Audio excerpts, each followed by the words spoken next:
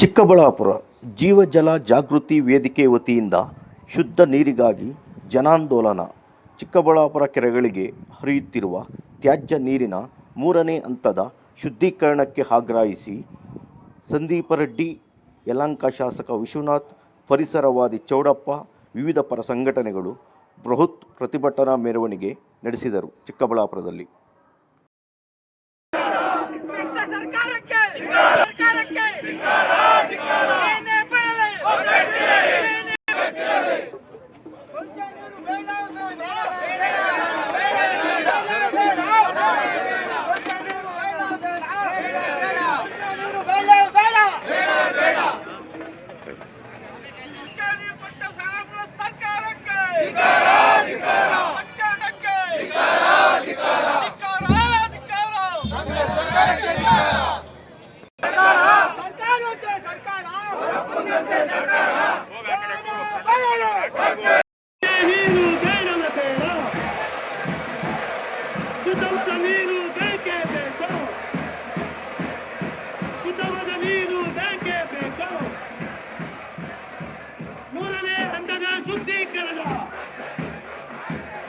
ಮೂರನೇ ಹಂತದ ಶುದ್ಧೀಕರಣ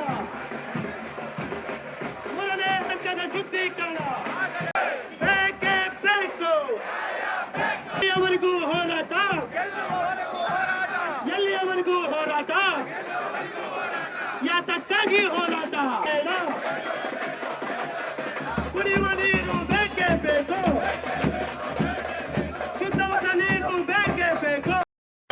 ಬಜೆಟ್ಗೆ ಮೊದಲೇ ನಾವು ಸವಿನಯವಾಗಿ ಮತ್ತು ಆಗ್ರಹಪೂರ್ವಕವಾಗಿ ಸರ್ಕಾರವನ್ನ ಮತ್ತು ಸರ್ಕಾರವನ್ನ ನಮ್ಮನ್ನ ಪ್ರತಿನಿಧಿಸುವಂತಹ ಶಾಸಕ ಪ್ರದೀಪ್ ಈಶ್ವರ್ ಅವರನ್ನ ಮತ್ತೆ ಹೇಳ್ತಾ ಇದ್ದೀನಿ. ಶಾಸಕ ಪ್ರದೀಪ್ ಈಶ್ವರ್ ಅವರನ್ನ ಇಡೀ ಚಿಕ್ಕಬಳ್ಳಾಪುರ ತಾಲೂಕು ಹಾಗೂ ಮಂಚೇನಹಳ್ಳಿ ತಾಲೂಕಿನ ಪರವಾಗಿ ನಾವು ವಿನಂತಿಸಿದ್ವಿ, ಆಗ್ರಹ ಮಾಡಿದ್ವಿ. ಬಜೆಟ್ ನಲ್ಲಿ ಮೂರನೇ ಹಂತದ ಶುದ್ಧೀಕರಣಕ್ಕೆ ನೀರಿಡ್ಲೇಬೇಕು, ಹಣ ಕೊಡಲೇಬೇಕು ಅಂತ.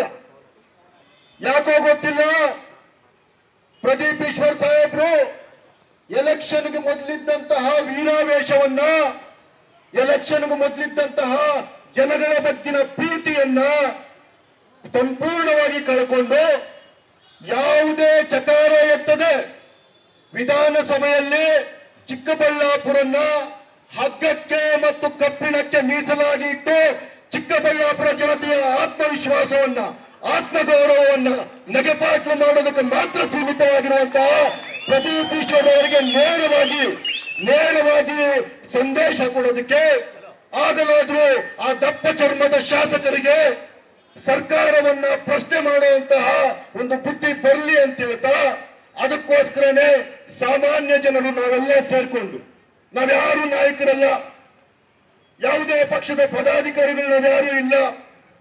ಯಾವುದೋ ಪಕ್ಷದ ಪದಾಧಿಕಾರಿ ಆಗಿಬಿಟ್ರೆ ಈ ರೀತಿಯ ಹೋರಾಟಕ್ಕೆ ಶಕ್ತಿ ಬರುತ್ತೆ ಅಂತ ಹೇಳಿ ಆ ಪದಾಧಿಕಾರಿಯಿಂದಲೂ ತೆಗೆಸಿದಂತಹ ನಾಯಕರು ಇರುವಂತಹ ಈ ಒಂದು ನನ್ನ ನಾಡಿನಲ್ಲಿ ಸ್ವಾಭಿಮಾನಿ ಜನಗಳು ಸಹ ಇದ್ದೀವಿ. ನಾವೆಲ್ಲ ಬದುಕಿದ್ದೀವಿ. ನಮ್ಮ ಹಕ್ಕಿಗಾಟಗುರೋಪಾದಿಯಲ್ಲಿ ಏನು ಜನ ಸೇರಿದಿವೆ, ಇದು ನನ್ನ ಚಿಕ್ಕಬಳ್ಳಾಪುರದ ಮಣ್ಣಿನ ಶಕ್ತಿ.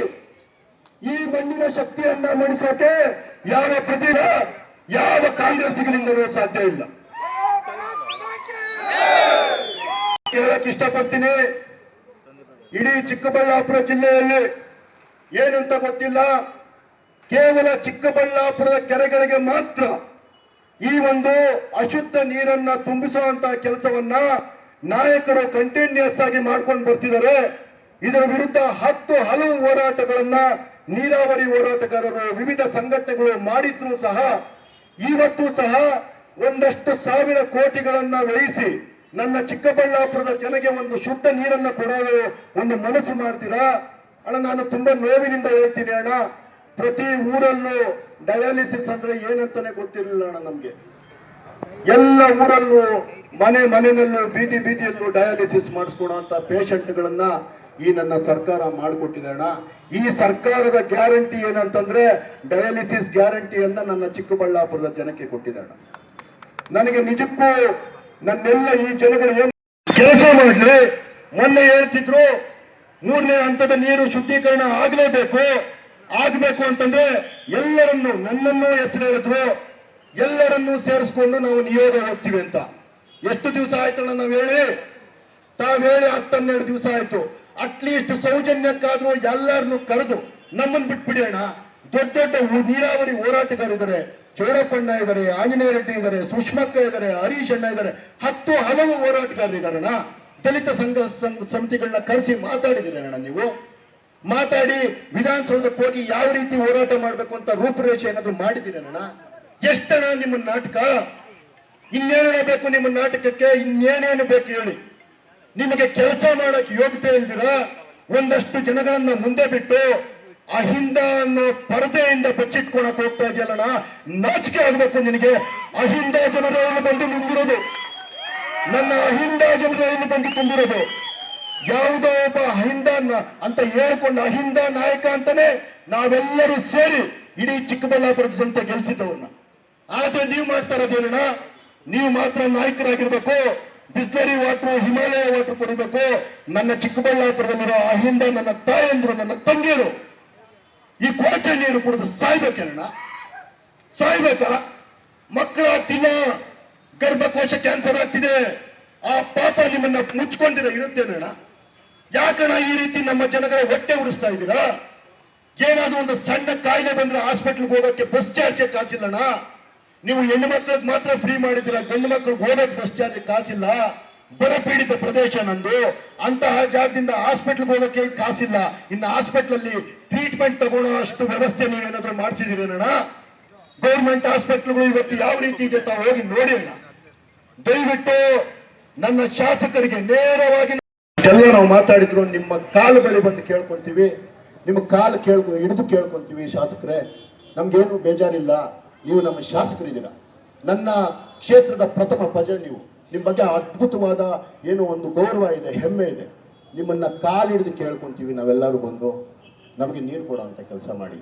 ನನ್ನ ಹೆಣ್ಣು ಮಕ್ಕಳನ್ನ, ನನ್ನ ತಂದೆಯರನ್ನ, ನನ್ನ ಮಕ್ಕಳನ್ನ ಉಳಿಸುವಂತಹ ಕೆಲಸ ಮಾಡಿ ಪುಣ್ಯ ಕಟ್ಕೋಣ. ರಾಜಕೀಯ ಆಮೇಲೆ ಮಾಡೋಣ, 2 ವರ್ಷ ಆದಮೇಲೆ. ದಯವಿಟ್ಟು ನೀರು ತಗೊಂಬೋಣ. ನೀನು ನೀರು ತಗೊಂಬಂದ್ರೆ ನಿನ್ನ ಜೊತೆ ನಾವು ನಿಂತ್ಕೊಂತೀವಿ, ನಿನಗೆ ಹಾರ ಹಾಕ್ತೀವಿ, ನಿನಗೆ ಶಾಲ ಹಾಕ್ತೀವಿ, ನಮ್ಮ ಭುಜದ ಮೇಲೆ ಎತ್ಕೊಂಡು ನಿಮ್ಮನ್ನ ಕರ್ಕೊಂಡು ಹೋಗ್ತೀವಣ್ಣ. ದಯವಿಟ್ಟು ನಮ್ಗೆ ನೀರು ತನ್ನಿ ಅಣ್ಣ, ದಯವಿಟ್ಟು ನೀರು ತನ್ನಿ. Thank you so much. ಮಾಡಕ್ಕಿಲ್ಲಿ ಬಂದಿಲ್ಲ ಸಂದೀಪ್ ರೆಡ್ಡಿ ಅವರನ್ನ. ಯಾಕಂದ್ರೆ ನಾನು ಇದನ್ನ ಅಸೆಂಬ್ಲಿಯಲ್ಲಿ ಋಷಭಾವತಿದು ನಾನು ಪ್ರಸ್ತಾವನೆ ಮಾಡಿದ್ದೀನಿ. ಯಾಕಂದ್ರೆ ಯಲಹಂಕ, ನೆಲಮಂಗಲ, ದೊಡ್ಡಬಳ್ಳಾಪುರಕ್ಕೆ ಈ ಬಡ್ಜೆಟ್ ಅಲ್ಲಿ ಮತ್ತೆ ಕೆರೆಗಳು ತುಂಬಿಸೋದಕ್ಕೆ ಈ ಸರ್ಕಾರ ದುಡ್ಡಿಟ್ಟಿದೆ. HN ವ್ಯಾಲಿಯಿಂದ ಹೊಸಕೋಟೆಗೆ 65 ಕೆರೆಗಳು ತುಂಬಿಸ್ತೀವಿ ಅಂತಕ್ಕಂಥದ್ದು ಈ ಬಡ್ಜೆಟ್ ಅಲ್ಲಿ ಇಟ್ಟವ್ರೆ. ಸೊ ಅದಕ್ಕೆ ಈಗ ನಂದಲ್ಲಿ ಹೋರಾಟವನ್ನ ಪ್ರಾರಂಭಿಕವಾಗಿ ಮಾಡುವಂಥ ಸಂದರ್ಭದಲ್ಲಿ ಚಿಕ್ಕಬಳ್ಳಾಪುರ ಕಳೆದ ನೀವು ಒಂದು 15 ದಿನಗಳಿಂದ ಬಹಳ ದೊಡ್ಡ ಹೋರಾಟವನ್ನ ಪಕ್ಷಾತೀತವಾಗಿ ಮಾಡ್ತಾ ಇರ್ತಕ್ಕಂಥದ್ದು ನನ್ನ ಗಮನಕ್ಕೆ ಬಂದಿದೆ. ಸಂದೀಪ್ ರೆಡ್ಡಿ ಅವರು ಹೇಳೋಣ, ನೀನು ಒಂದು 5 ನಿಮಿಷ ಹೋರಾಟಕ್ಕೆ ನಾನು ಬಂದಿರ್ತಕ್ಕಂಥದ್ದು. ಬಂಧುಗಳೇ, ಸುಮಾರು 60-70 ವರ್ಷ ಬೆಂಗಳೂರಿಗೆ ಶುದ್ಧವಾದ ನೀರನ್ನ ಕೊಟ್ಟಂತ ಮೊದಲನೇ ನದಿ ಅರ್ಕಾವತಿ, ಚಿಕ್ಕಬಳ್ಳಾಪುರದ ನಂದಿ ಬೆಟ್ಟ.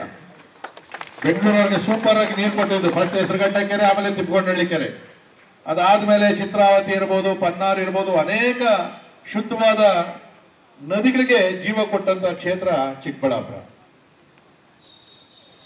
ಇಡೀ ಬೆಂಗಳೂರಿಗೆ ಸುತ್ತಮುತ್ತಲ ಗ್ರಾಮಗಳಿಗೆ ಶುದ್ಧವಾದ ನೀರನ್ನು ಕೊಟ್ಟು ಇವತ್ತು ನಾವು ಚಿಕ್ಕಬಳ್ಳಾಪುರಕ್ಕೆ ಬೆಂಗಳೂರಿಂದ ಅಶುದ್ಧವಾದಂತ ನೀರನ್ನು ಕೊಡುವಂತ ಎಲ್ಲೋ ಪಾಪದ ಕೆಲಸವನ್ನ ನಾವು ಮಾಡ್ತಾ ಇದ್ವಿ ಅಂತೇಳಿ ಎಲ್ಲೋ ಒಂದ್ ಕಡೆ ನಮಗೂ ಕೂಡ ಒಳಗಡೆ ಅನಿಸ್ತು ನನಗೆ. ಸೊ ಅದಕ್ಕೋಸ್ಕರ ಈ ಹೋರಾಟಕ್ಕೆ ಒಂದು ಸಣ್ಣ ಬೆಂಬಲವನ್ನ ಕೊಡೋಣ ಅಂತೇಳಿ ಇವತ್ತು ನಾನು ನಿಮ್ಮಲ್ಲಿ ಭಾಗವಹಿಸೋದು ಬಿಟ್ರೆ ಅನ್ಯತೆ ಯಾರು ಭಾವಿಸಬಾರದು. ಇವತ್ತು ಸನ್ಮಾನ್ಯ ಪ್ರದೀಪ್ ಈಶ್ವರ್ ಅವ್ರ ಬಗ್ಗೆ ನಾನು ಮಾತಾಡಲ್ಲ. ಅವ್ರು ಹೇಳಿದ್ರು ನನ್ನ ಲೆವೆಲ್ ಏನಿದ್ರು ಮೋದಿ ಲೆವೆಲ್ ಅಂತ ಹೇಳಿ. ಸೊ ಅದಕ್ಕೆ ನಾನು ಆ ಲೆವೆಲ್ ಅವ್ರ ಜೊತೆ ಮಾತಾಡಲ್ಲ, ಅವ್ರ ಬಗ್ಗೆ ಮಾತಾಡಕ್ ಹೋಗಲ್ಲ. ನನ್ನ ಲೆವೆಲ್ ಏನಿದ್ರು ನಿಮ್ ಲೆವೆಲ್ ಅಷ್ಟೇ. ಈಗ ಒಂದು 3 ಅಡಿ ಹೈಟಲ್ ಹೋಗಿದ್ದು ನಾನು ಸ್ಟೇಜ್ ಮೇಲೆ ನಿಲ್ಸಿದ್ದೀನಿ, ಬಿಟ್ಟರೆ ನಾನು ನಿಮ್ ಲೆವೆಲ್ ಅಲ್ಲೇ, ನಿಮ್ ಲೆವೆಲ್ ಇಂದಾನೇ ನಾನು ಈ ಲೆವೆಲ್ ಬಂದಿರ್ತಕ್ಕಂಥದ್ದು. ಅದ್ರ ಮೇಲೆ ನಾನು ಯೋಚನೆ ಮಾಡುವಂತ ದೊಡ್ಡ ವ್ಯಕ್ತಿ ನಾನಲ್ಲ. ಮಾತಾಡೋದಕ್ಕಿಂತಲೂ ಕೂಡ ನಾವು ಮಾಡುವಂತ ಕೆಲಸ ಮಾತಾಡ್ಬೇಕು. ಮಾತಾಡೋದೇ ವೃತ್ತಿ ಆಗಬಾರ್ದು. ನಾವೇನ್ ಮಾಡಿರ್ತೀವಿ ಕೆಲಸ ಅದು ಜನ ಮಾತಾಡ್ಬೇಕು. ಬಹುಶಃ ಸ್ಪೀಕರ್ ರಮೇಶ್ ಕುಮಾರ್ ಅವರು ಅವಾಗ ಕಾಂಗ್ರೆಸ್ಸಿನ ಶಾಸಕರು, ನಾನು ಇದ್ದೆ ಅಸೆಂಬ್ಲಿಯಲ್ಲಿ, ಅವ್ರು ಮಾತಾಡ್ತಾ ಹೇಳಿದ್ರು, ಕಣ್ಣೀರು ಸುರಿಸ್ಕೊಂಡು ಅಂತ ಹೇಳಿದ್ರು ಅವರು. ನಮ್ಗೆ ಚಿಕ್ಕಬಳ್ಳಾಪುರ ಕೋಲಾರ ಭಾಗದಲ್ಲಿ ನಮಗೆ ಕುಡಿಯೋಕೆ ನೀರಿಲ್ಲ, 1500 ಅಡಿ ನೀರು ಹೋದ್ರೂ ಕೂಡ ನಮ್ಗೆ ನೀರು ಸಿಗ್ತಾ ಇಲ್ಲ. ನಿಮ್ಮ ಬೆಂಗಳೂರವರ ಮೂತ್ರದ ನೀರನ್ನಾದ್ರೂ ನನಗೆ ಕೊಡ್ರಿ ಅಂತ ಹೇಳಿ ಹೋಗಲ್ದು. ಬಹುಶಃ ಅವ್ರಿಗೂ ಕೂಡ ಈ ಕಲ್ಪನೆ ಇರ್ಲಿಲ್ಲ ಹಿಂಗೆ ಆಗ್ತದೆ ಅಂತ ಹೇಳಿ. ಅವ್ರಿಗೇನು ಅಂತಂದ್ರೆ ಶುದ್ಧವಾದ ನೀರು ಕೊಡ್ತಾರೆ, ಕೆರೆಗಳು ಬಂದ್ಮೇಲೆ ಅಂತರ್ಜಲ ಜಾಸ್ತಿ ಆಗ್ತದೆ, ನಮ್ಮ ಬದುಕು ಬಂಗಾರ ಆಗ್ತದೆ ಅಂತೇಳಿ ಅವ್ರು ಅನ್ಸ್ಕೊಂಡಿದ್ರು. ನಾವು ಕೂಡ ಅವ್ರಿಗೆಲ್ಲ ಬೆಂಬಲ ಕೊಟ್ವಿ. ಏನು ಈ ಬೆಂಗಳೂರು ನೀರ್ತಾನೆ ಫಿಲ್ಟರ್ ಮಾಡಿ ಕಳ್ಸೋಣ ಅಂತೇಳಿ. ಅದು ನಿಧಾನವಾಗಿ ಈಗ ಸ್ಪೀಕರ್, ಅದೇ ಮಾಜಿ ಸ್ಪೀಕರ್ ರಮೇಶ್ ಕುಮಾರ್ ಹೇಳ್ತಾರೆ, ನಾನು ಮಹಾ ತಪ್ಪು ಮಾಡಿದೆ, ದೊಡ್ಡ ತಪ್ಪು ಮಾಡಿದೆ, ನಾನು ಕೋಲಾರ ಜನಗೆ ವಿಷ ಉಣಿಸುವಂತ ಕೆಲಸ ಮಾಡಿದೆ ಅಂತೇಳಿ ಪಶ್ಚಾತ್ತಾಪವನ್ನು ಪಡ್ತಾವ್ರೆ. ನಮಗೂ ಕೂಡ ಮೊದಲು ಅನಿಸಿಲ್ಲ. ಪ್ರಾರಂಭದಲ್ಲಿ ಯಾವುದೇ ಸರ್ಕಾರ ಈ ಒಂದು ಯೋಜನೆ ಅಂತಂದಾಗ ನಾವೆಲ್ಲ ಖುಷಿ ಪಟ್ಟವರು. ಯಾಕಂದ್ರೆ ನೀರನ್ನು ಶುದ್ಧೀಕರಿಸಿ ಮಾಡಿ ಕೆರೆಗೆ ಬಿಟ್ರೆ ಅಂತರ್ಜಲ ಏನೋ ಜಾಸ್ತಿ ಆಯ್ತು, ಇಲ್ಲ ಅಂತ ನಾನು ಹೇಳ್ತಾ ಇಲ್ಲ. ಆದರೆ ಇವತ್ತು ಇಂಡಿಯನ್ ಇನ್ಸ್ಟಿಟ್ಯೂಟ್ ಆಫ್ ಸೈನ್ಸ್ ಅವರು ಇರ್ಬೋದು, NGT ಹೋಗಿ NGT ಅವರು ಕೂಡ ತನಿಖಾ ತಂಡಗಳನ್ನು ಮಾಡಿ ತನಿಖೆ ಮಾಡಿಸಿದ್ದಾರೆ.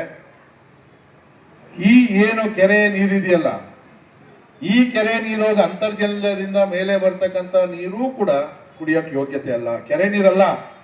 ಇದೇನು ಭೂಮಿ ಒಳಗಡೆ ಹೋಗಿ ಬೋರ್ವೆಲ್ಲಿಂದ ಆಚೆಗೆ ಬರ್ತದೆ, ಆ ನೀರು ಕೂಡ ನೇರವಾಗಿ ಕುಡಿಯೋಕೆ ಅರ್ಹ ಇಲ್ಲ.